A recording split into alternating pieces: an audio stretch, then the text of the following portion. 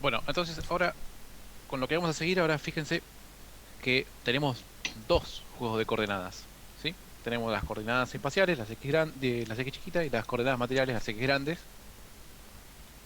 Entonces, lo que sucede ahora es que, si se acuerdan lo que hacíamos cuando teníamos la operación gradiente, cuando nosotros hacemos un gradiente, básicamente lo que hacemos es derivar una determinada cantidad en función de cada una de las coordenadas que tenemos, ¿sí? Pero ahora tenemos dos pares de coordenadas, dos juegos de coordenadas. Tenemos las coordenadas materiales y las coordenadas espaciales. Entonces ahora tengo dos tipos de gradientes diferentes. Si se acuerdan qué es lo que teníamos digamos, qué es lo que, qué información tiene el gradiente, un gradiente tiene la variación espacial de una determinada magnitud física. Es decir, fíjense acá, digamos, el ejemplo más sencillo de todos. Si yo tomo esto y le quiero calcular el gradiente espacial, es decir, lo voy a derivar con respecto a las x chiquitas, si hago la derivada de phi con respecto a x chiquita, lo que me queda es 20 sobre L. ¿Y ahora qué es lo que me está diciendo esto? Lo que me está diciendo es, si yo me muevo en la dirección de más x, mi temperatura sube. Digamos, eso es el gradiente. Y el gradiente es uniforme en todo el espacio, porque no depende de x. Eso es lo que me está diciendo esta ecuación que yo tengo acá, que es el gradiente espacial de, del campo de temperatura. ¿Sí? Si pi dependiera del tiempo, el gradiente igual justamente quedaría, si tendría que hacer gradiente. O sea, No, si yo eh, tuviese acá, por ejemplo, t, me queda acá, t. Mi gradiente también depende del tiempo. pero no es que tenés que. El gradiente no era que tenías que o sea, derivar respecto de cada variable. Bueno, acá estoy haciendo el gradiente espacial. ¿Sí? El gradiente espacial, Ah, listo, ok, listo. eh, uno podría tener el gradiente temporal. Si yo tengo el gradiente temporal o la derivada, ya vamos a llegar a eso. La derivada temporal, derivadas temporales, derivo con respecto al tiempo. Gradientes, estoy hablando siempre del espacio. Entonces, si yo derivo con respecto al tiempo, veo cómo varía una magnitud cuando el tiempo cambia. Y si yo derivo con respecto al espacio, lo que me está diciendo es cómo varía una determinada magnitud cuando yo me muevo en el espacio. ¿Sí? Bien, entonces, recordando con este ejemplo sencillo lo que era un gradiente, fíjense que ahora tengo dos gradientes diferentes. Tengo los gradientes materiales y los gradientes espaciales, ¿sí? Los gradientes materiales, digamos, si yo uso el operador nabla, el gradiente material lo pueden encontrar así, o si lo escriben como gradiente lo pueden encontrar así con la G mayúscula, grad. Cuando yo digo grad, quiere decir que estoy haciendo, o cuando yo tengo nabla m, quiere decir que estoy haciendo la derivada de lo que sea con respecto a las x grandes, ¿sí? Y por el otro lado, cuando yo tengo los gradientes espaciales, puedo encontrar nabla s, o puedo encontrar nabla t, o puedo encontrar grad, así con todo minúscula, o puedo encontrar la derivada con respecto a las x chiquitas, ¿sí? Digamos, entonces estos que están acá, tengo los gradientes espaciales, y estos que están acá son los gradientes materiales. Entonces ahora, si yo me concentro y digo, bueno, vamos a ver mis campos eulerianos. Voy a agarrar un campo euleriano cualquiera, que es función de las x chiquita y del tiempo. Yo a ese le puedo calcular los dos gradientes, le puedo calcular el gradiente espacial y le puedo calcular el gradiente material. Si yo calculo el gradiente espacial, tengo que hacer lo que ya sé hacer. Directamente voy y derivo con respecto a las x chiquita. Tengo una función que está expresada en términos de la función x chiquita, derivo con respecto a las x chiquitas. ¿Sí? Como es un gradiente, fíjense, recuerden, tenemos tres componentes. Entonces esto me quiere decir que, bueno, esto es un vector gradiente. ¿Sí? Tengo gradiente con respecto a x, gradiente con respecto a y, gradiente con respecto a z, o lo mismo que es decir, es la derivada parcial de w con respecto a x1, la derivada parcial de w con respecto a x2, la derivada parcial de w con respecto a x3. Eso es mi vector gradiente. Ahora, ¿qué pasa si yo quiero calcular la derivada con respecto a las x grandes? Si yo quiero calcular la derivada con respecto a las x grandes, lo que yo tengo que hacer la regla de la cadena, ¿sí? Fíjate, yo quiero derivar. Lo que yo tengo es esto. Tengo la derivada de W, que depende de las X chiquitas y del tiempo. Y lo quiero derivar con respecto a las X grandes, ¿sí? Lo que tengo que hacer es la derivada de la cadena. Entonces, fíjense, me queda esto. Primero hago la derivada de W con respecto a las X chiquitas. Y después la derivada de las X chiquitas con respecto a las X grandes, ¿sí? Si se acuerdan, en lo que es la parte de notación indicial, cuando yo tengo índices repetidos, tengo los índices J repetidos, esto lo que me implica es que yo acá tengo una sumatoria en J, ¿sí? De vuelta, me queda un índice libre, y este índice libre lo que me dice es que, bueno, si K varía de 1 a 3, esto sigue siendo un vector, ¿sí? Tengo la derivada, tengo la sumatoria esta de las XJ chiquititas.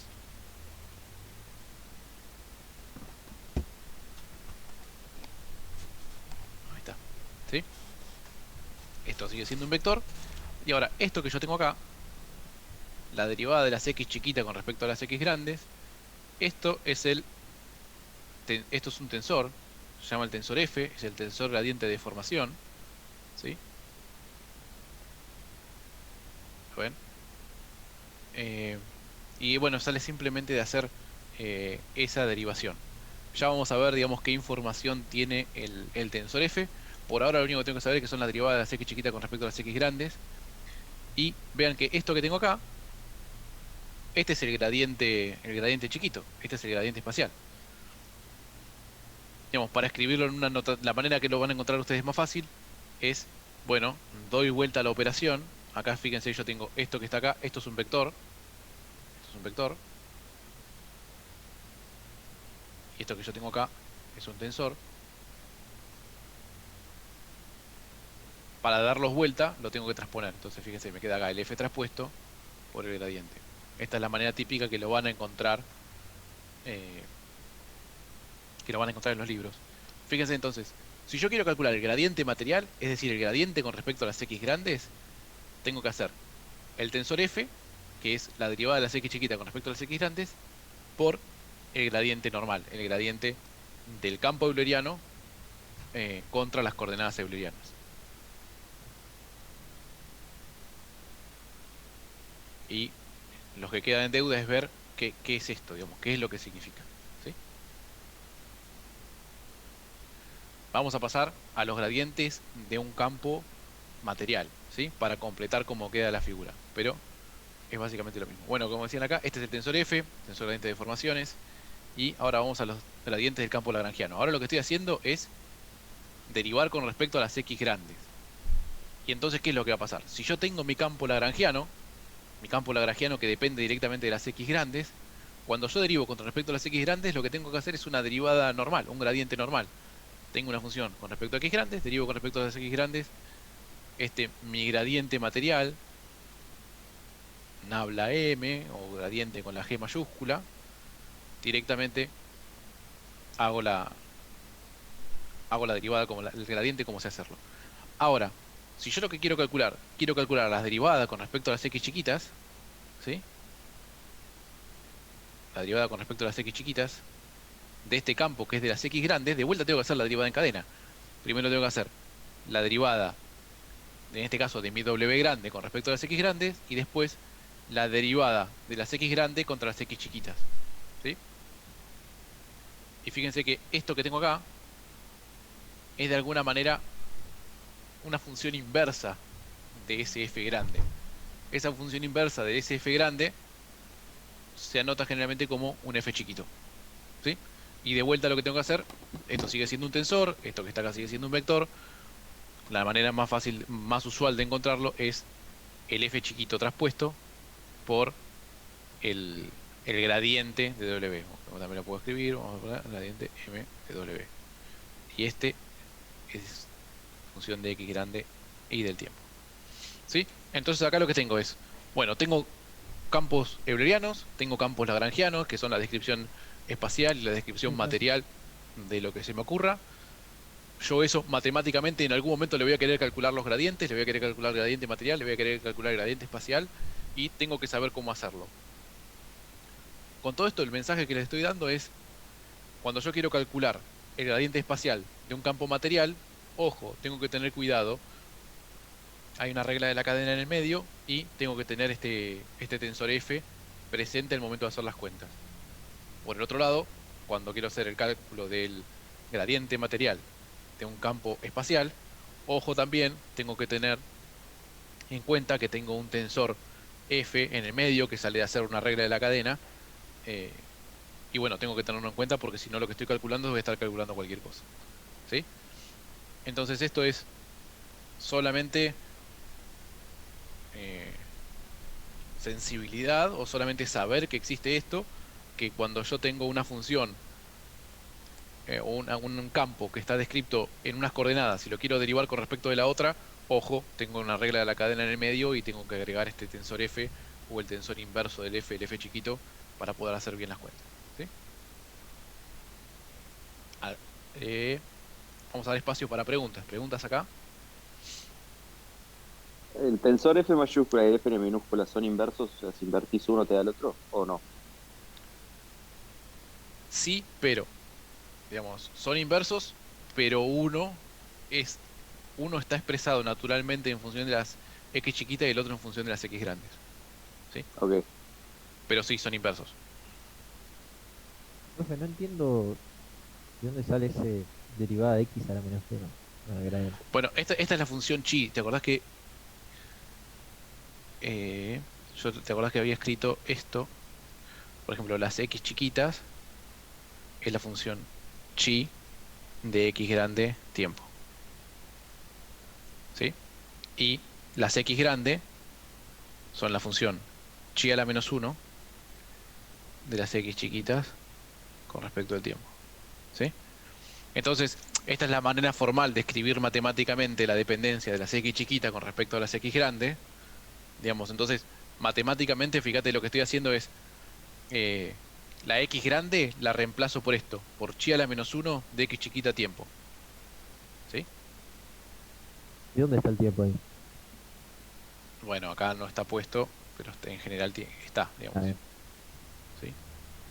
Siempre, fíjate acá, siempre está el tiempo, siempre está el tiempo, tiempo, tiempo. Me lo comí, pero está el tiempo. También para el caso, las X chiquitas, esto puedo decir que depende del de tiempo. ¿Sí? Pero, digamos, no está. Donde está allí es X chiquita, ¿verdad? Esta que le dibujaste el tiempo al lado. Como, este es chi a la menos uno. Claro, es función de X chiquita, digamos. Y en función de X chiquita, claro. Entonces, Y el fíjate que acá siguiente tenés de abajo empieza con X chiquita también, ¿no? este, No, el de al lado. esto, No, el de la izquierda. Viste que ese gradiente de W, X chiquita T, es verdad, ¿no? este, Abajo del todo a la izquierda. este. Sí, Ese es X chiquita también, ¿verdad? esto es X chiquita y esto es un gradiente con respecto a las X chiquita. Genial. Que también le ponemos nabla S. ¿Sí?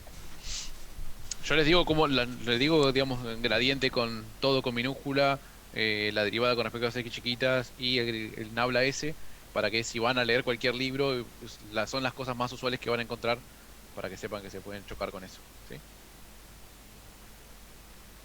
Entonces esto, digamos, el chi a la menos uno es básicamente la función que me permite relacionar las X grandes con respecto a las X chiquitas. ¿Sí? Vamos a ver mira, tenemos este ejemplo es una pavada, ¿no? Fíjate. Esto que está acá sería el chi de xt. ¿Sí? Y ahora, si yo quiero calcular el chi a la menos uno, fíjate qué es lo que hago. Voy a despejar esta x. Fíjate, me queda x chiquito menos t. ¿Sí? Chi a la menos uno, entonces lo que tengo acá es chi a la menos uno de x chiquito t es igual al x grande. Y esto es igual a x chiquito menos t. ¿Sí? Digamos, en este caso esto es chi a la menos uno. Y en este caso esto es chi. ¿Sí? Fíjense, lo único que son funciones que me permiten pasar de las x chiquita a las x grande y de las x grande a las x chiquita. ¿Sí? Entonces, fíjate, digamos, en este caso, ¿cuánto valdría el f? Digamos, el f es chi derivado con respecto de las x grandes. Entonces me da 1. Y en este caso, el f chiquito es la derivada del chi a la menos 1 con respecto a las x chiquitas. También me da 1. ¿Sí? En este caso es una pavada. Pero digamos también para que no quede como el chi y el chi a la menos 1 son funciones súper misteriosas. Bueno, dependiendo del problema puede ser una cosa súper sencilla o una cosa más complicada.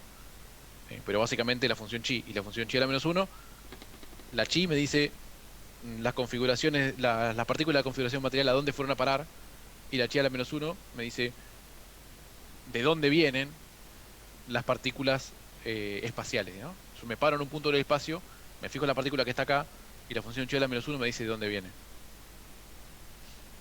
Yo estoy señalando la mesa como un campeón y ustedes no me ven las manos. ¿Sí? Tengo otra duda con respecto a la notación. El gradiente con mayúscula es el nabla material y el gradiente con minúscula es el nabla espacial, ¿verdad? Sí. Bien.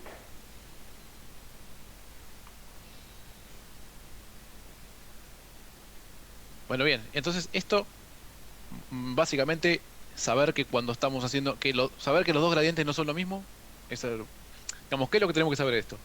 Que los dos gradientes no son lo mismo, y que si quiero hacer el gradiente de uno cuando tengo el campo expresado de la otra manera, tengo una regla de la cadena, y para tener en cuenta esa regla de la cadena me aparece ese tensor F. Es todo lo que hay que saber por ahora, digamos, yendo al nivel más alto. Bueno, y ahora vamos a ver el tema del desplazamiento. Los desplazamientos. Los desplazamientos es simplemente x chiquita menos x grande. Ese es mi campo de desplazamiento. Y el campo de desplazamiento lo puedo expresar tanto como todo, lo puedo expresar en función de las coordenadas materiales o en función de las coordenadas espaciales. Entonces, fíjate que acá en la primera lo tenemos en función de las coordenadas materiales. ¿Qué es lo que hacemos? Bueno, cambiamos la x chiquita por chi. Y entonces me queda todo en función de la x grande y eso me da mi campo de desplazamiento x grande. Si yo quiero el campo de desplazamiento en función de las x chiquitas, en lugar de en esta expresión, en lugar de reemplazar x chiquito, reemplazo x grande y lo reemplazo por chi a la menos 1. Y fíjense que todo lo que me queda acá, todo esto, está en función de las x chiquitas. Entonces esto, la u chiquita, es mi descripción espacial del campo de desplazamientos. ¿Sí? Acá, digamos, acá es todo súper fácil, digamos. El desplazamiento, fíjate, tengo dos vectores y hay un vector que es la resta de uno menos el otro. Ya está, digamos, es tan sencillo como uno se le puede ocurrir. Bueno, y acá lo que me está diciendo es que pasar de una función a la otra, lo único que yo tengo que hacer es reemplazar, por ejemplo, la x chiquita por el chi de x grande, y ya con eso obtengo la otra forma funcional. Digamos, es simplemente hacer un cambio de variables adentro de la función. Bien. ¿Hasta acá? ¿Está acá alguna duda?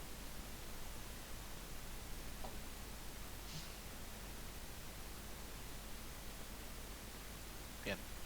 Tomo eso como un no. Entonces ahora lo que voy a hacer es definir velocidad y aceleración, que es una boludez, ya lo hicimos un montón de veces, pero es importante.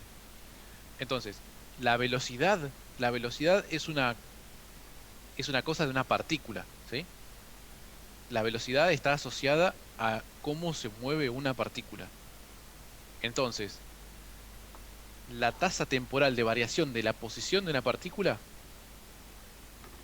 ¿sí? La tasa temporal de variación de una partícula, es decir, cuánto cambia su posición una partícula con respecto al tiempo, cuando el tiempo avanza, esa es la velocidad. Entonces la velocidad naturalmente es una variable material. Si yo pienso en la velocidad y pienso que lo que tengo que ver para ver cuánto es la velocidad es ver cuánto se mueve una partícula, yo lo que tengo que hacer es ver cómo cambia de posición esa partícula, ¿sí? Entonces por eso es que me queda la derivada de x con respecto al tiempo, la derivada de la x chiquita con respecto al tiempo. Porque la X chiquita la puedo entender como la función chi, que está expresada en función de las coordenadas materiales. ¿Sí? Entonces fíjense, esta es la definición de velocidad. Definición de velocidad. La derivada de chi con respecto al tiempo. Las derivadas de las X chiquitas con respecto al tiempo. Tengo que entender cómo está cambiando su posición una partícula. ¿Sí? Ahora, si yo quiero tener la descripción espacial, es decir, quiero ver en este punto del espacio cuál es la velocidad de esa partícula, bueno, tengo que tomar mi descripción material, digamos, mi descripción que tiene asociada la tasa de variación de la posición de una partícula y aplicarle la transformación, hacer un cambio de variables. Agarro este X grande y lo cambio por el chi a la menos 1. Y entonces acá me aparece la velocidad en función de las X chiquitas. De esta manera me aparece la velocidad en función de las X chiquitas. Y esto lo que me dice es, para este punto en el espacio, la partícula que está ocupando este lugar ahora tiene esta tasa de variación de su posición. ¿Sí? Digamos, esto, ustedes ya saben lo que es la velocidad, digamos, y esto lo ponemos adentro del marco de mecánica del continuo y hacemos énfasis en que ahora que tenemos dos maneras de describir algo, la manera natural de describir la velocidad de algo está en el campo material. ¿Sí? Porque yo quiero ver la historia de cómo cambió la posición de una partícula. ¿Sí? Y si lo quiero ver en la descripción euleriana, que en realidad, por ejemplo, cuando trabajamos en fluidos es lo más típico, tenemos que hacer ese cambio de coordenadas. Y ahora vamos a aceleración. Cuando pasa la aceleración estamos en exactamente la misma situación. La aceleración es la tasa temporal de variación de la velocidad de una partícula. Es decir, tomo la velocidad y la vuelvo a derivar con respecto al tiempo. Y si yo quiero encontrar la aceleración, la descripción euleriana o la descripción espacial de la aceleración, puedo tomar la aceleración material y hacer un cambio de variables. ¿Sí? A ver. Y acá una aclaración importante. Los campos de velocidad y aceleración no representan la velocidad y la aceleración en la configuración material. No es eso. Digamos, lo que indican es la velocidad y la aceleración del tiempo t de la partícula que en la posición original, que en la configuración original ocupaba la posición X. ¿Sí? La posición X grande. Eso es lo que me dicen esos campos. Me dicen cuál es la velocidad y la aceleración en el tiempo actual y en la configuración actual de la partícula que originalmente ocupaba una determinada posición. Bien. Y ahora entonces vamos a pasar a dos definiciones diferentes, o sea, dos derivadas diferentes temporales. ¿Sí? Una entonces es la derivada temporal local. La derivada temporal local, bueno, antes de pasar esto, quiero asegurarme de que no haya quedado ninguna duda en las definiciones de velocidad y aceleración y en esta aclaración. Entonces vamos a dar el espacio, digamos que por favor, si hay alguna duda, tomemos un minuto para aclararla. ¿Puedes volver a explicar no, sigue, eso, lo mismo que te mandó Juan. Si puedes repetir estos tres renglones, sí, la explicación que diste recién. Ok, para que veo el chat también, a ver si, no sé dónde me aparece. Que me dijeron que debería bien. Bien, sí, puedo revelar. Ok. Bueno, que los campos estos de velocidad y aceleración no me dicen cuál es la velocidad y la aceleración en la configuración material o en la configuración de referencia. ¿Sí? Por más que estén indicados con la posición de referencia, lo que me están diciendo es, bueno, la partícula que al principio estaba ahí, digamos, la partícula que en tiempo 0 estaba en X grande, en tiempo 3, 4, 5, cualquier otro tiempo, ¿cuál es la velocidad y la aceleración que esa partícula tiene? Bueno, eso es lo que te dicen esos campos. Esos campos no te dicen dónde está ahora, sino te dicen la Pero, velocidad y la aceleración que tienen ahora. pero no sigue en la posición X grande, ¿o sí? Mira, O sea, a me ver, está diciendo que es la velocidad y la aceleración que tiene en el tiempo t, eso lo entendí. Pero sí en la posición X, o es no, la que. no te Ah, ok. dicen cuál es la posición actual. Si vos querés saber cuál es la posición actual, necesitas tener esto, Ah, ok, ok. ¿sí? La función x chiquita de x grande tiempo, te dice dónde está ahora la partícula que estaba originalmente en x grande. La b te dice cuál es la velocidad que tiene ahora la partícula que estaba antes en x grande. Y la aceleración te dice cuál es la aceleración ahora de la partícula que estaba originalmente en x grande, ¿sí? Joya, joya, yo entendí.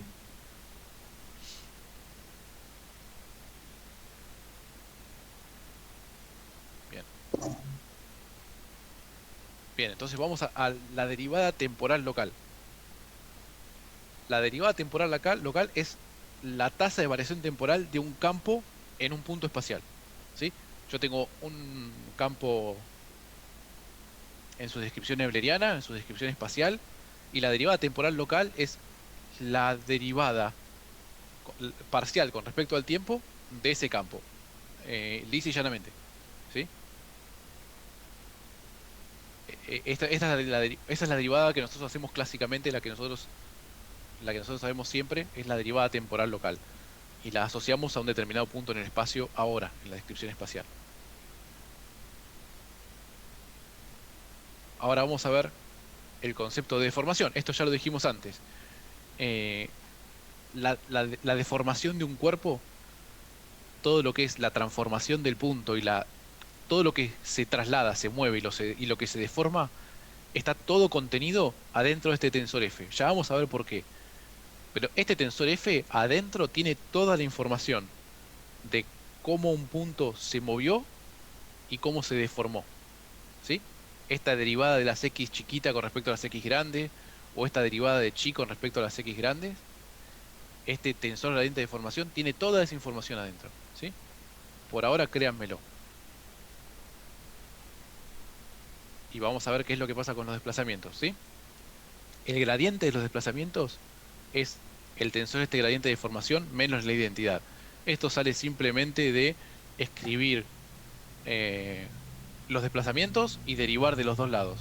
Yo hago u es igual a x chiquita menos x grande, hago la derivada de u de un lado y del otro lado hago la derivada de x chiquita menos x grande y me aparece f menos la identidad. F menos la identidad es igual al gradiente de u grande, ¿sí?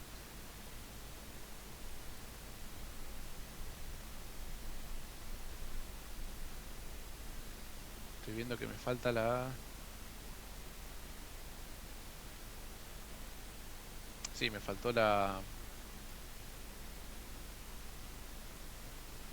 Me faltó una slide. A ver, deme un segundito que la busco. Por eso pasé de largo.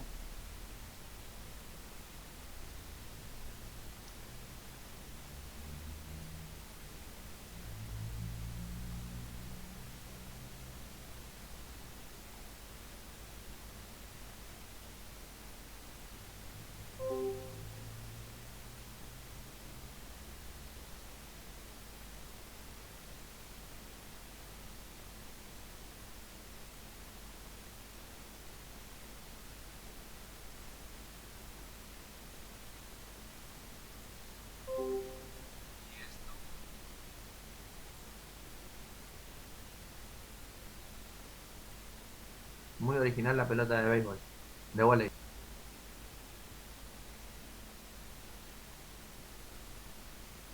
Estás muteado, profe, ¿eh? No es una pelota de bola y es el logo de mi empresa, me quedó de la reunión de trabajo.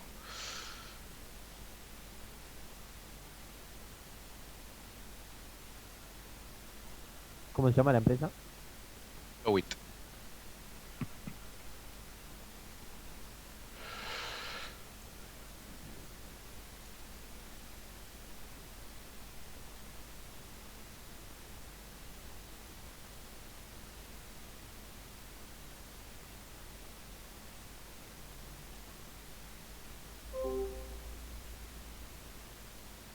Bueno, me faltó la filmina, pero lo voy a escribir entonces sin filmina, que es una lástima porque es... eh, es una cosa importante, que es la derivada material, ¿sí?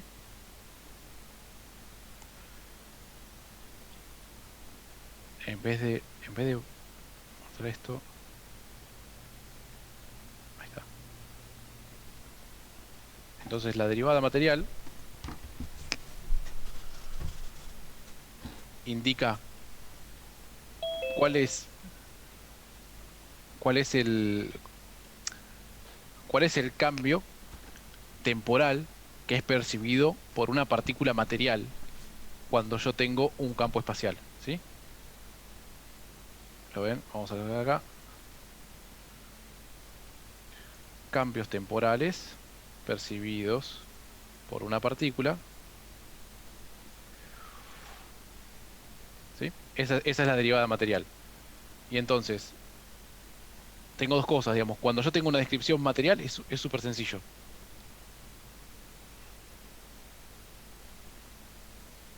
Si yo tengo...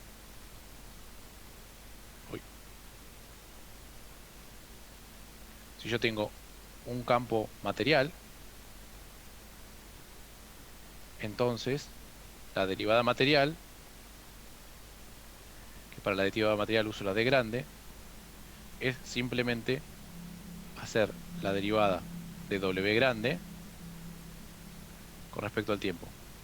Ahora, si yo tengo una W chiquita de las X chiquitas, acá lo que siente la partícula no es directamente la derivada temporal clásica. Digamos, acá yo tengo que hacer de vuelta una derivada en cadena, ¿sí? Y acá les voy a colocar la definición. Tengo la derivada temporal local más la velocidad, bueno, no, la velocidad por el gradiente del campo, ¿sí? Entonces, fíjense, esto que está acá es un vector, esto que está acá, bueno, puede ser un vector o un tensor, dependiendo si esto es una magnitud escalar. Si esto es una magnitud escalar, esto que yo tengo acá es escalar, esto que yo tengo acá de vuelta es un vector, y todo lo que yo tengo, a fin de cuentas, termina siendo, como tengo un producto escalar, termina siendo un escalar. Pero fíjense, acá al tener la velocidad, cuando, digamos, este término lo que me está diciendo es cuál es el cambio que siente una partícula por estar moviéndose con una velocidad adentro de un campo que cambia. Y el primero es cuál es el cambio que siente una partícula por estar adentro de un medio que cambia con el tiempo. ¿Sí? Entonces son esas dos cosas. Tenemos esas dos componentes. Cuando yo tengo una descripción espacial o tengo una descripción euleriana, si yo quiero entender cuál es el cambio que siente una partícula, imagínense que esto sea un tiempo, una temperatura. Vamos a ponerle phi, estuvimos poniendo phi a la temperatura. ¿La B esa es la B lagrangiana o la B euleriana? Esta es una B euleriana, una B chiquita, ¿sí? Acá estamos todo en euleriano, ¿sí? Entonces, el cambio de temperatura que percibe una partícula es el cambio que percibe por estar en un lugar que cambia con el tiempo, más el cambio que percibe por estar moviéndose adentro de un espacio y que el espacio tiene sus propias variaciones, ¿sí? Y esto es lo que tiene el segundo término, ¿sí? El segundo término tiene lo que siente por estar moviéndose en un espacio que varía, que tiene diferencias diferentes de temperatura. Y lo que tenemos en el primer tiempo es lo que siente por las variaciones temporales de todo el espacio, ¿sí? Entonces, acá tengo la derivada material. En el apunte esto lo van a tener. Ahí se me salteó cuando armé la filmina, se me salteó esta filmina. Pero básicamente cuando yo tengo la derivada material es los cambios que sienten con el tiempo una partícula. Y esto lo puedo ver de dos maneras. O puedo tener el campo material y derivarlo directamente contra el tiempo. O si tengo el campo espacial, bueno, me aparecen estos dos términos. Y la demostración la van a encontrar en el apunte. Igual creo que la demostración no es importante que se la sepan de memoria. Lo que sí es importante que sepan es qué información tiene cada uno de los términos, ¿sí? Y saber básicamente qué es lo que tiene, digamos, cuál es la diferencia entre la derivada temporal local y la derivada material. Profe, ese gradiente del segundo término, ¿respecto de qué sería? Este es un Bueno, en gradiente realidad el espacial. gradiente es... Este es un gradiente, bien la pregunta. Acá estamos todo con x chiquita. Esto es un gradiente con respecto a las x chiquita. Esta es una velocidad en x chiquita. Y estas temperaturas también es una temperatura con respecto a las x chiquitas. Entonces, esta es una manera de tener los cambios materiales, los cambios que siente una partícula material a partir de tener todo descrito en función de las x chiquitas. Que es una cosa que no es, que digamos no sería natural. Y por eso es que aparece esta herramienta, la derivada material.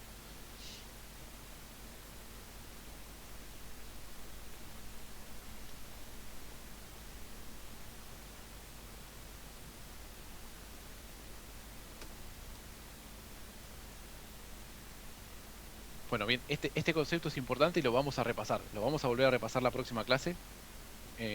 No se hagan problema. Y lo vamos a ver con los ejercicios.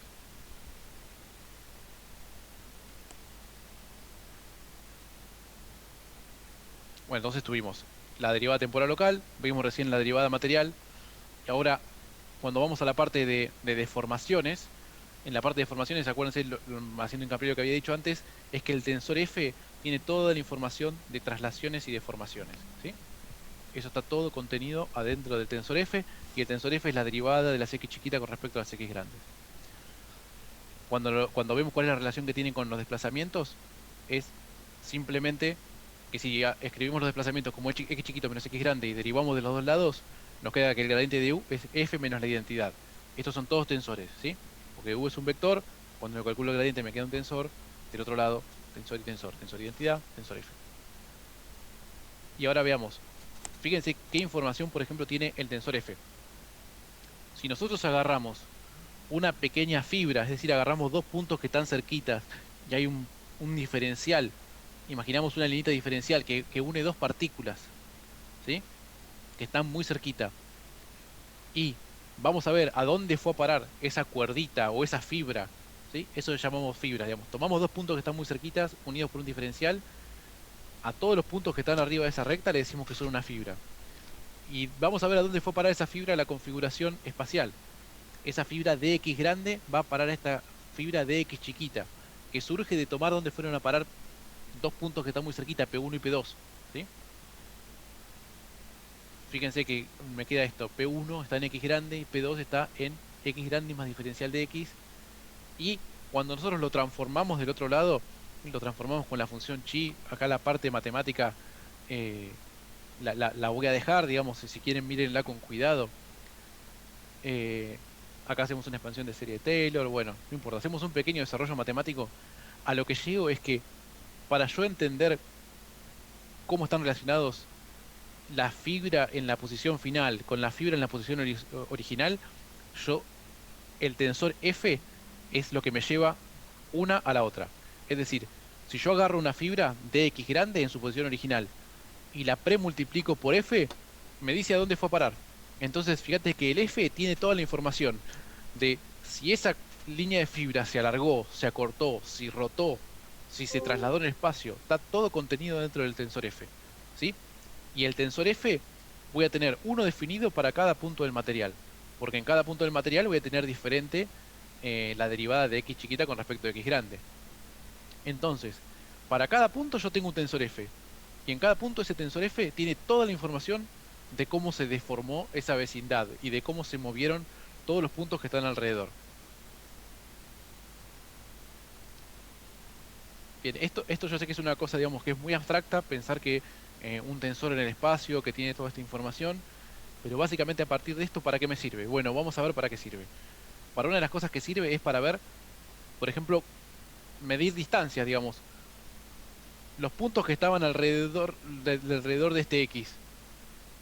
Esta fibra, digamos, esta colección de puntos o todos los puntos que estaban asociados arriba de una recta. Bueno, tenían un largo inicial. El largo inicial podemos decir que es, bueno, de x grande al cuadrado y le puedo calcular la raíz, pero en general, si yo puedo ver el estiramiento al cuadrado es de x cuadrado grande. Y el largo final de alguna manera está asociado al de x cuadrado chiquito. Si yo quiero saber cuánto eso se acortó, o una medida de cuánto eso se acortó o se alargó, puedo hacer el largo final al cuadrado menos el largo inicial al cuadrado. Bueno, esa información está contenida dentro del tensor, se llama tensor de Green-Lagrange, el tensor E grande. El tensor E grande tiene para cada punto cómo es el cambio de longitud de cada una de esas fibras. Y bueno, me aparece de esta manera, ¿no? Si yo quiero ver este cambio de longitud, me aparece dx grande multiplicado por 2c, post multiplicado de vuelta por dx grande. Esto sale de trabajar con los f y de hacer estos al cuadrado y a trabajar esta parte matemática, que de vuelta yo no quiero hacer énfasis en la demostración matemática de cómo llegar a esto. Lo que me quiero quedar es con la idea de qué información contiene el tensor E y, digamos, cómo lo está definido. Fíjense, me aparece acá. El tensor E es un medio de f traspuesto por f menos la identidad. Y de la manera que está construido tengo un par de características. Por ejemplo, es simétrico. Como sale de multiplicar f traspuesto por f, que es simétrico, y tener la identidad, que también es simétrico porque es solamente un tensor diagonal, el E es un tensor simétrico. Esa es una de las características que tiene. El E es un tensor simétrico y tiene la información de cómo cambian la longitud de todas las fibras que pasan por un punto. ¿Sí? Una Pero te hago una pregunta, pregunta. la X chica y la X grande, o sea, ¿qué? Entiendo lo que son las variables, pero, o sea, no comprendo bien que el tema, por así decirlo, las unidades o las dimensiones, mejor dicho, que tienen, porque con el anterior te quedaba que dx chiquita es igual al tensor f por dx grande, o sea, ¿en qué dimensiones tendrían eso, esas x? El F, Sí, o por ejemplo, para que sea más fácil de ver, anda, si podés, en la primera anterior. para-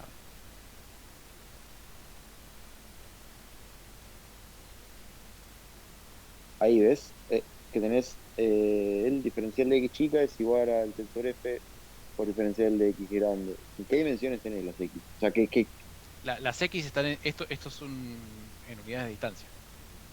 Y el F no, no no, tiene, y el F no tiene unidades. no unidades, perdón, o sea, dimensiones. O sea, el tensor f, ¿qué dimensión tiene? Bien. El tensor es, en general, esto es de 3 por 3. Y estos son vectores. Son de 3. ¿Sí? Ah, bien, o sea, sería como, entiendo que fuera una cuestión de convención, pero sería como un R, por ejemplo, a lo que capaz uno está más acostumbrado que es en tres dimensiones. Claro. Tipo, Bien, entiendo. bien. Digamos, como, ¿se acuerdan que dijimos que todos los puntos X y todos los X chiquitos y los X grandes están en una terna de 3 dimensiones? ¿Se acuerdan que eso lo dijimos al principio? Sí, más o menos. Capaz que no hice énfasis en eso suficiente. Sí, sí, están en 3 dimensiones al comienzo de la. Acá, por ejemplo, acuérdense que pusimos acá nuestros ejes, ¿sí? Que esto está en una terna de 3 dimensiones y esto aplica para los X grandes y para los X chiquitos. Y cuando yo trabajo con el U, como es también diferencia de vectores, también es un vector. Y bueno, esto capaz que no lo hice énfasis acá. O Fíjense sea, acá la X es el vector posición y la U es el vector desplazamiento, digamos. Claro, sí, tal cual. sí. Y acá el dx, como es la diferencia entre dos posiciones, también es un vector. El dx grande y el dx chiquito. Los dos son, son vectores en el espacio. Digamos, yo estoy haciendo la distancia entre, o el vector que une dos posiciones de dos partículas diferentes en el espacio 3D. ¿Sí? Y el Lógico, o F, sea, tú, sí, no, que nada más que ahí ya entendí, o sea, X está definido, o sea, en una terna de las tres dimensiones que se te canten poner a vos, digamos. correcto. Y el F, cuando yo hago las derivadas del x chiquito, por ejemplo, con respecto al x grande, derivada de x chiquito y con respecto a xj, esto es cada una de las componentes ij del tensor f. Entonces el tensor f es un tensor de 3 por 3. Entonces acá lo que yo Perfecto. tengo es un tensor aplicado al vector de x grande. El tensor aplicado al de x grande me da el de x chiquito. Perfecto, ahora sí. Profe, te hago una pregunta. ¿Por qué lo elevaste al cuadrado las distancias? Eh, bueno, esto es una cuestión de que cuando vos querés medir eh, la longitud, digamos, tenés que tomar alguna cosa que sea en valores absolutos. ¿Y por qué no tomas ¿Sí? el módulo? Está bueno el valor absoluto. Bueno, uno también podría tomar el módulo, pero cuando vos tomás digamos, por cuestiones matemáticas, siempre que vos tomás el módulo y cuando pasás por cero, bueno, no tenés una suavidad cuando pasás por ahí, en cambio cuando trabajás al cuadrado, sí. Bueno, así, bueno, digamos, es por una cuestión de, Está bien, está bien. Una cuestión matemática. sí, es una cuestión matemática, sí. Digamos, de cómo queda la regularidad de las funciones cuando uno trabaja con valores absolutos y cuando uno trabaja con magnitudes elevadas al cuadrado. Bien. En general, para todo este tipo de cuestiones es muy raro que encuentres cosas con valores absolutos. Que se usan, bueno, acá empezamos con cosas matemáticas, digamos, hay una cuestión que son las normas, digamos, ¿no? Son normas para medición de magnitudes y de espacios. Cuando uno trabaja con cosas al cuadrado, en general son norma 2, norma L2, depende de qué tipo de funciones sean, pero bueno, por una cuestión matemática conviene trabajar siempre con cosas elevadas al cuadrado y no con valores absolutos. Ok. Eh, entonces, básicamente, mi tensor E, como les decía, contiene la información del cambio de longitud de todas las fibras que pasan por un punto. Acá tenemos la definición, que el 2 veces E es igual a F traspuesto por F menos la identidad. Acá tengo la manera de escribirlo en notación indicial, ¿sí? Y como ya les había comentado, es simétrico. Si yo lo puedo escribir también, como lo puedo escribir en función de F, y como dijimos que F está relacionado al gradiente de U, eh, lo puedo escribir el E, también lo puedo escribir en función del gradiente de U, ¿sí? Y cuando yo lo desarrollo, este F traspuesto por F, me quedan estos tres términos, ¿sí? Me queda gradiente de U traspuesto más gradiente de U más gradiente de U traspuesto por gradiente de U. Y acá yo ya estoy empezando a poner, fíjense que el gradiente de U cambié el gradiente de U grande por el gradiente de U chiquita. Y esto es porque yo ya estoy empezando a pensar en qué es lo que pasa en pequeñas deformaciones. Cuando yo trabajo en pequeñas deformaciones, y acá la cosa se empieza a simplificar, los gradientes materiales son muy parecidos a los gradientes espaciales. Y otra cosa que pasa es que los gradientes de U son muy chiquitos. Y entonces, ¿qué es lo que pasa cuando los gradientes de U son muy chiquitos? El término gradiente por gradiente es mucho más chiquito que el término de los gradientes por separados. Entonces yo puedo asumir que esto es muy cercano de cero cuando estoy en pequeñas deformaciones. Y este tensor E, que era el tensor de Green-Lagrange, yo lo puedo aproximar, si yo considero que esto es cero, le cambio el nombre y digo, este es el tensor de deformaciones infinitesimales. Y este tensor de deformaciones infinitesimales, que yo le saco este término, cuando cada una de las componentes del gradiente de U son menor al 1%, en general puedo decir que es una buena aproximación, ¿sí? Cuando las componentes del gradiente de U son menor al 1%, el tensor de deformación infinitesimales, que me queda un medio de gradiente de U más el gradiente de U traspuesto, es una buena aproximación del E. Y entonces este tensor de deformaciones infinitesimales, en estas circunstancias, contiene, como yo decía, toda la información acerca del cambio de longitud de todas las fibras que pasan por un punto, o los cambios de volumen, cambios de deformaciones y distorsiones que tiene un pequeño elemento diferencial alrededor de un punto, ¿sí? Y como bueno, yo les decía, en pequeños desplazamientos los dos gradientes son muy parecidos. Entonces puedo pensar que es un gradiente material o un gradiente espacial. Entonces fíjense, pasamos de una cosa muy general a una cosa ya mucho más manejable. Bueno, análogo a este tensor de deformaciones infinitesimales, si nosotros trabajamos con velocidades en vez de con desplazamientos, tenemos el tensor velocidad de deformaciones, que es el tensor D, ¿sí? Una cosa importante es que una cosa que no les comenté es que el tensor este de deformaciones infinitesimales no tiene lo que son desplazamientos. ¿sí? No tiene desplazamientos, no tiene rotaciones y no tiene traslaciones de cuerpos rígidos. Lo que sí tiene, fíjense, es el cambio de longitud de las fibras. Es decir, si yo tomo un cuerpo y lo traslado como está, sin deformarlo, mi tensor E va a ser todo cero. De la misma manera que mi tensor de Green-Lagrange, el que yo había visto originalmente, como lo que mide es la diferencia entre, entre las longitudes iniciales y finales, va a ser cero, porque las longitudes iniciales y finales van a ser las mismas. Solamente voy a estar moviendo de lugar las fibras, ¿sí? Entonces, esa es la información que el tensor F tenía y el tensor E ya no tiene, ¿sí? Bueno, ahora, cuando yo voy a trabajar con velocidades, tengo un tensor análogo, que es el tensor velocidad de deformaciones, el tensor D, que tiene el gradiente de la velocidad más el gradiente traspuesto de la velocidad. De manera análoga, este tensor tiene los cambios de velocidades, pero tiene las componentes simétricas y, por ejemplo, no tiene en cuenta cuando yo tengo partículas que están rotando en el lugar. Si yo tengo partículas que están rotando en el lugar o que están teniendo información de velocidades asociadas a movimientos rígidos, ya eso es una cosa. Y cuando yo hablo de un movimiento rígido, hablo de un movimiento de un cuerpo que no se deforma. Por ejemplo, esto es un movimiento rígido, movimiento rígido, movimiento rígido. Un movimiento no rígido lo deformo, ¿sí? Bueno, entonces tengo ese tensor de velocidad de deformaciones, que es el análogo al tensor, al epsilon, que es el tensor infinitesimal, de deformaciones infinitesimales. Y el tensor W es el tensor que tiene las componentes antisimétricas, ¿sí? Es el componente que tiene toda la otra información que me quedó afuera. Tiene las traslaciones y tiene las rotaciones de las partículas. Y ese se le llama el tensor de spin, ¿sí? Bien. Y ahora... Tengo una pregunta. Entonces, sí. T y W serían como epsilon y F. O sea, F sería ponerle W o no. No, F no es W. Digamos, no, No en cuenta, pero no,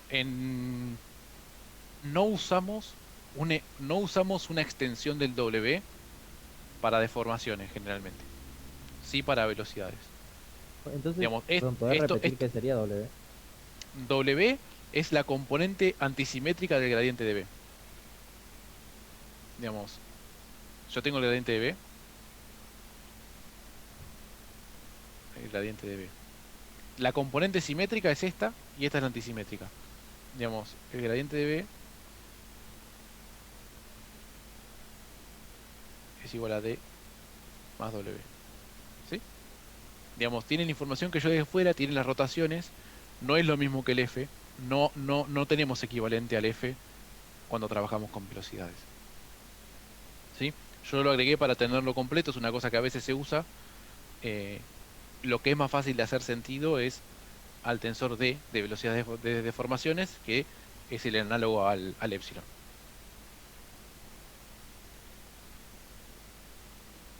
Bien. O sea, el epsilon tiene cambios de longitudes y el D tiene cambios de deformación. El, el D tiene como cambios de velocidades.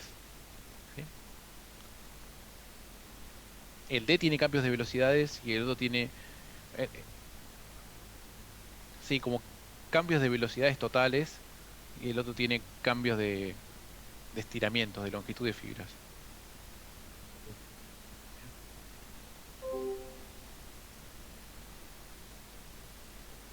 Bien. Bueno, ahora lo último que queda para la clase de hoy, vamos a ver un ejemplo súper fácil, ¿sí? Que es, vamos a ver cómo el tensor epsilon contiene información de cómo se estira un elemento diferencial, ¿sí? Queda súper fácil. Entonces, fijamos, tenemos una placa de 1 por 1, ¿sí? Y esta placa de 1 por 1, nosotros decimos que conocemos el campo de desplazamientos. Y el campo de desplazamientos decimos que es A por la posición x1, 0. ¿Sí? Es decir, fíjense que esto que yo tengo acá es una descripción material. Un material, una descripción material. Los puntos materiales están definidos de esta manera. tienen la coordenada x1 y tienen la coordenada x2. Entonces, el desplazamiento de un punto, yo le doy x1, le doy x2 y esto me dice, fíjate que esto también es esto es vectorial. Entonces, para el punto que está originalmente de la placa, es una placa de 1 por 1, para el punto que está en 0,5, 0, entonces u vale a por 0,5, 0. Y entonces el x final vale u más x. Y entonces vale x1 más x1 que era 0,5 más 0,5 por a. ¿Sí? Entonces este punto que estaba acá se me movió un poquito para la derecha. Ahora fíjense que en realidad la mejor manera de ver cómo queda la posición final es hacer un seguimiento de los contornos. Si yo voy a ver la placa y voy a ver todos los puntos que están parados en x1 igual a 1, x1 igual a 1 se me va a x1 más a, porque a por 1 me queda a, entonces el u en todo este coso va a, en todo este contorno va a, y entonces la placa se deforma a esta posición, de esta manera. El borde este que está acá es 1 más a. Esto que está acá es 1 más a. ¿Qué pasa con el borde de la izquierda? Y fíjate que el borde de la izquierda es 0 y i, o x2, 0 x2. Entonces, como el desplazamiento no depende de x2, es 0. Y como el x1 es 0, cuando yo lo pongo acá, me queda u0. Entonces, todo el borde de la izquierda no se mueve, se queda quieto. Ah, ya entendí. ¿Sí? Entonces, bien, yo ya entendí qué es lo que pasa. Tengo mi campo de desplazamiento, entonces ya sé cómo queda la forma final de la placa. Que eso lo hice para entender cómo es el problema. Ahora, si yo quiero calcular cuál es el gradiente de u, el gradiente material, hago la derivada de u con respecto a las x grandes. ¿Sí? Entonces, fíjate que esto es la derivada de ui con respecto a las xj. La única u que es diferente de 0 es la u1, que es este componente. ¿Sí? ¿Lo ven?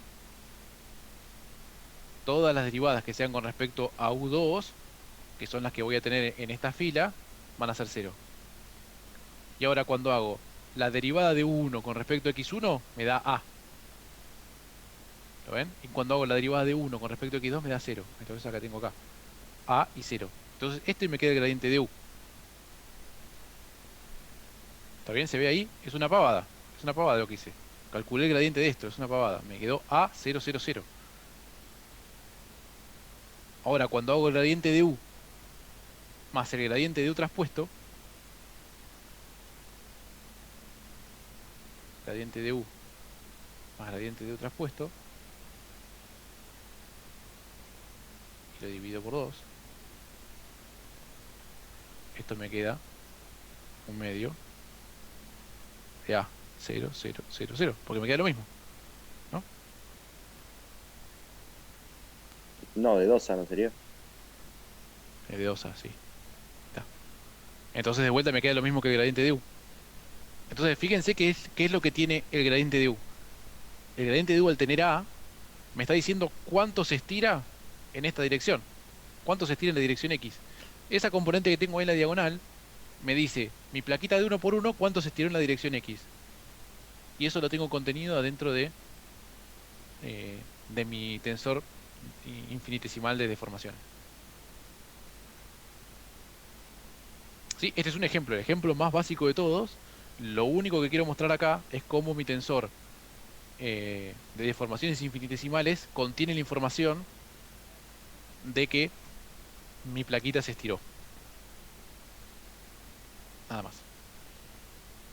Digamos, fíjense que salimos de una cosa que era súper conceptual, pasamos por un montón de cosas y ya estamos empezando a ver un ejemplo mínimo, pero que aunque sea vemos que tiene sentido, que la estructura que yo estoy armando para entender esto me sirve para analizar una cosa que es súper fácil. ¿Sí? Y bueno, yo creo que ya estamos... A ver, vamos Vamos, hacemos 10 minutos más. Hacemos 10 minutos más y vemos estos dos ejemplos más. Ya sé que está intensa la clase, ¿sí? Si ¿Hay preguntas? ¿Hay preguntas de este ejemplo? Antes de seguir.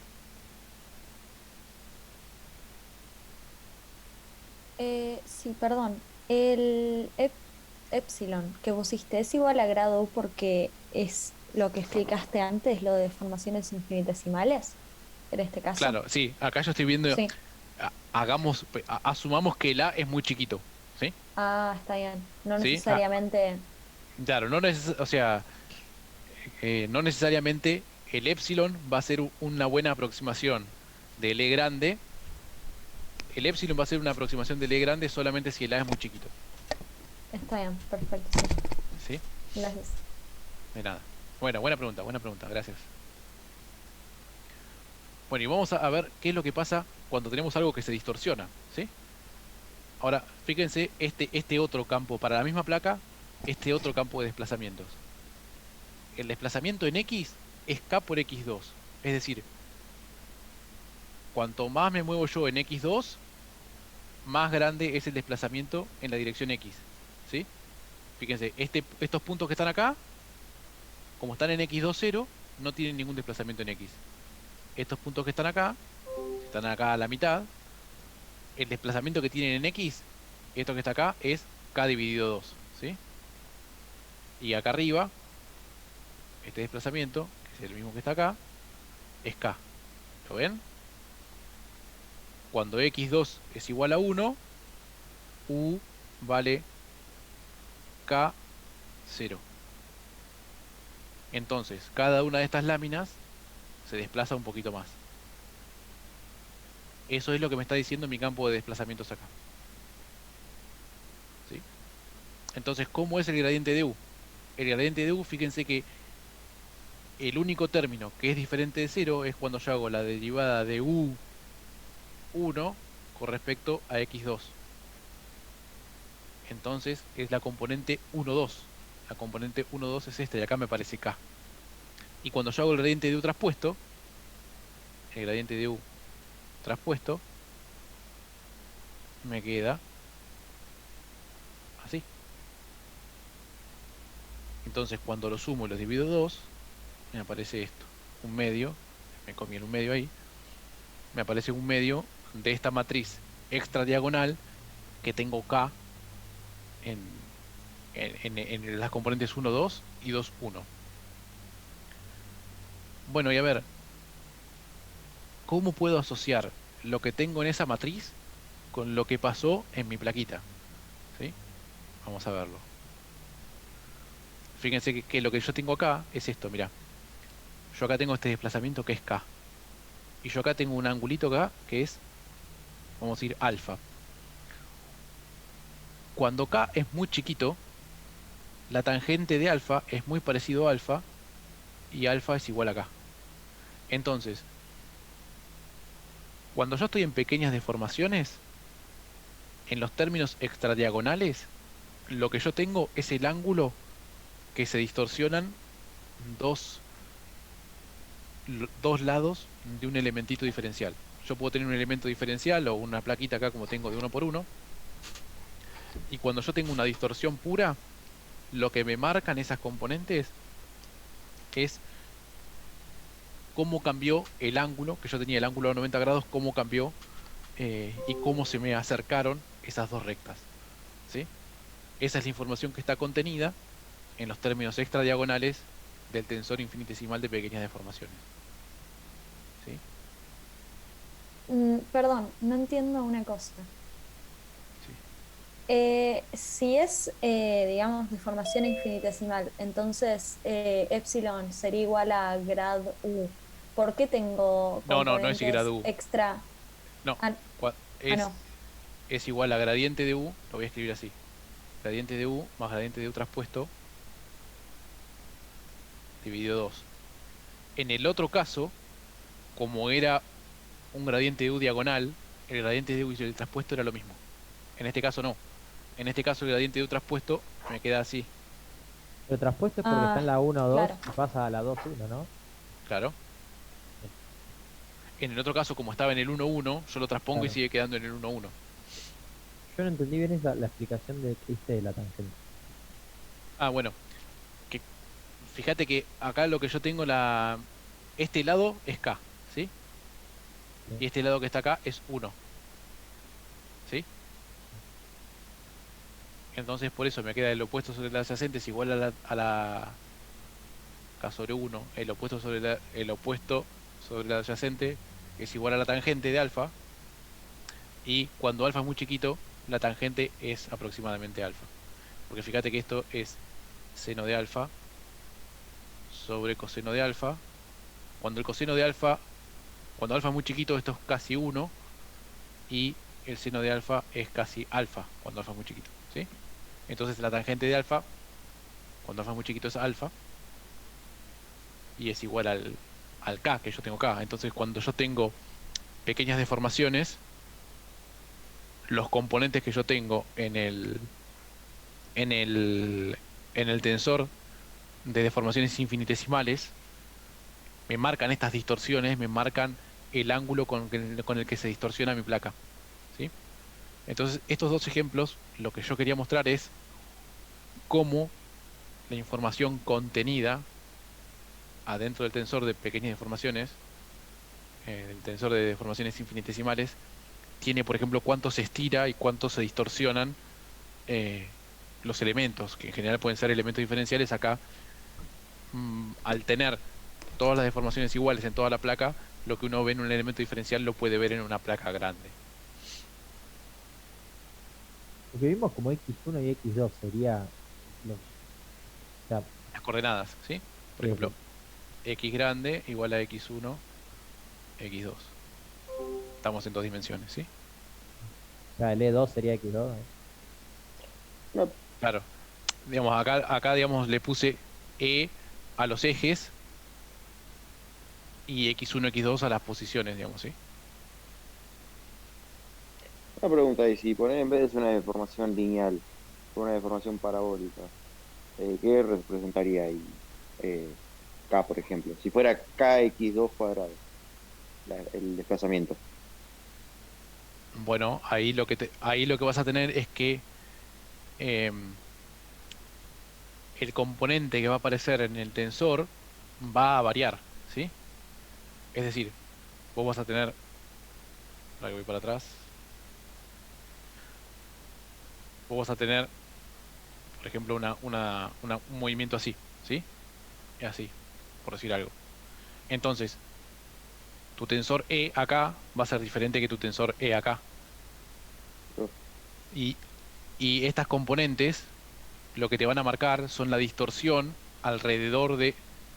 Uno te va a marcar cuál es la distorsión alrededor de este punto, y el otro te va a marcar cuál es la distorsión alrededor de ese punto. o sea, Y el- sería como, no sé si respondeme vos, es como si te pararías en cada punto a lo largo de esta parábola y si trazas una línea vertical sería como el ángulo que está formando instantáneamente. sí, digamos, vos ahí, imagínate, vas a hacer zoom, vas a agarrar un pequeño diferencial y sobre ese pequeño diferencial vas a volver a hacer el análisis. Y ahí vas a tener la representación de tu epsilon, Bien, claro. que va a ser diferente en un caso y en el otro, ¿sí? Por ejemplo, en este caso vas a tener una cosa así, y en este otro vas a tener una cosa así, por decirte algo. Bien. Perdón, yo no termino de entender. ¿El X2 ese es el desplazamiento que vos haces en X? ¿O en El en el E1 o desplazamiento, en el E2? el desplazamiento que yo hago en X1 es K por X2. Esto es lo que me dice U. U es un vector, lo voy a poner, lo pongo parado así, que es K por X2, 0.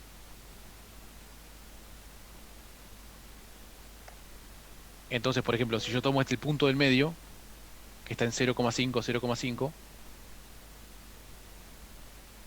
disculpen, esto es difícil de escribir, 0,5, 0,5, y quiero saber cuánto se desplazó, el U del punto medio, vamos a ponerle P, vamos a poner P ahí.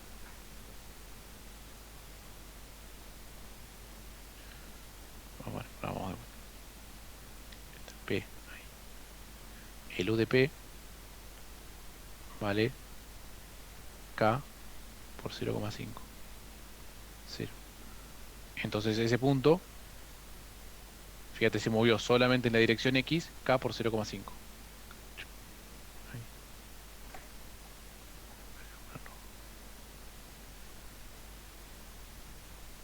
Y esa velocidad que está acá es K por 0,5.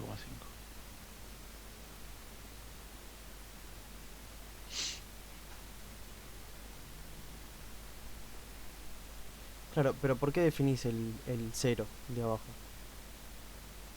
Porque no se mueve en el eje Y, digamos. Claro, porque no se mueve en el eje Y.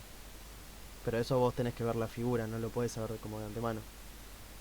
No, eso te lo da este campo. Que este campo puede estar dado de antemano. En este caso estaba dado de antemano porque así lo pusimos en el ejemplo. En otro caso lo irás a medir o lo calcularás a partir de una carga que vas a poner Está. o Está lo bien. que sea, digamos. Tenés que ver, en cada problema te vas a tener que ver cuál es tu información conocida y cuál es tu información desconocida. Si el campo de desplazamientos es una cosa que es incógnita o es un dato. Claro, vos tenés que saber cómo se va a deformar, de un modo u Claro, otro. en este caso yo asumí, bueno, el desplazamiento es tanto. Está bien, listo. Ahora, siempre X1 y X2 grandes tienen sentido, o sea, dirección y sentido en este caso la dupla de 2 y 1, ¿no? Bueno, en este ejemplo que puse, sí, digamos, esto podría ser cualquier cosa, digamos, ¿sí? Imagínate. No, obvio.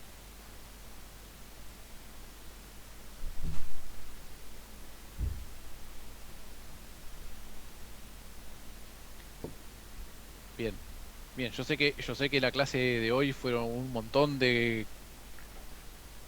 contenidos y conceptos nuevos que, a pesar de que cada uno por separado es sencillo, cuando uno junta todo es un montón de información nueva. Así que mi recomendación es que a partir de esta presentación vuelvan a leer el apunte con, con paciencia y tranquilidad. El jueves, antes de arrancar la clase, vamos a dar espacio para hacer preguntas de repaso sobre lo que vimos hoy. Y el jueves también, después de la teoría, Nicolás va a presentar unos ejemplos que están buenos de la guía, con un par de animaciones y eso, que está bueno también para reforzar los conceptos. Así que, bueno, eso recomendado para todos, también participar de la práctica que va a dar Nicolás. Pero bueno, creo que en esta parte es importante que tomen alguno de los materiales de referencia de los apuntes. Hay más de uno, hay dos. Que tomen cualquiera de esos, el que les sienta más fácil de seguir y que lo lean con paciencia. Y bueno, estamos acá tanto en las prácticas como en la teoría, también listos para responder preguntas.